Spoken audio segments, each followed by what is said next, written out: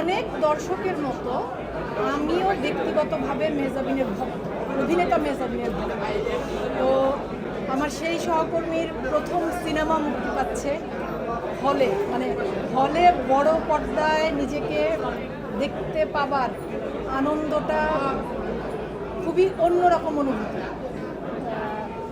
এটা এত অভূতপূর্ব অনুভূতি যে আমার মনে হয় প্রতিটি অভিনেতা অভিনেত্রীর জীবনেই প্রথম সিনেমার মধ্য দিয়ে নিজেকে বড় পর্দায় দেখতে পাওয়ার স্মৃতিটা সারা জীবন মনের মধ্যে থেকে যায়। তো সেই রকম একটা সময়ের মধ্য দিয়েও যাচ্ছে। ওর সেই সময়ের সাথী সহকর্মী হিসেবে পাশে থাকতে পেরে একই সাথে কাজটা দেখবার সুযোগ পেয়ে আমি আনন্দিত।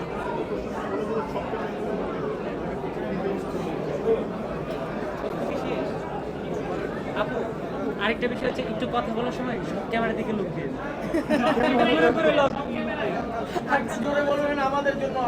আরো জোরে।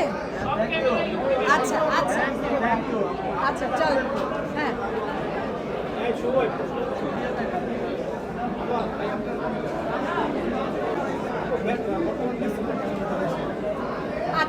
আজকে আসলে আমার কাজ নিয়ে কথা না বলি, কারণ আমি আজকে মেহজাবিনের কাজ দেখতে এসেছি, ওর কাজ নিয়ে কথা বলি।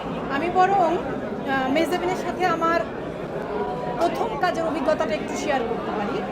আমরা আশফাক নিপুণের একটা ওয়েব সিরিজে কাজ করেছিলাম, যেটি হইচইতে মুক্তি পেয়েছিল, সাবরিনা। তো ওই সিরিজটিতে মেহজাবিন সাবরিনা চরিত্রে অভিনয় করেছিল। আরও একজন অভিনেত্রী, খুবই ভালো অভিনেত্রী অর্ষাও আরেকটা চরিত্রে অভিনয় করেছিল, সাবরিনার আরেকটা চরিত্রে। তো সেই কাজটা করতে গিয়ে প্রথম মেহজাবিনের সাথে আমার একসাথে কাজের অভিজ্ঞতা। এই কথাটা আমি এর আগেও বলেছিলাম, আমি সোশ্যাল মিডিয়াতেও বলেছি। আমরা সিলেটে শুটিং করতাম এবং যতদিন শুটিং করেছি আমি না আসলে আমাদের ওরকম কি বলে এটাকে শুটিং হাউসে কাজ হয়নি। ঢাকার বাইরে একটা বাড়িতে এবং সেট, মেকআপ রুম আলাদা আলাদা করে ওখানে আয়োজন করে নেওয়া।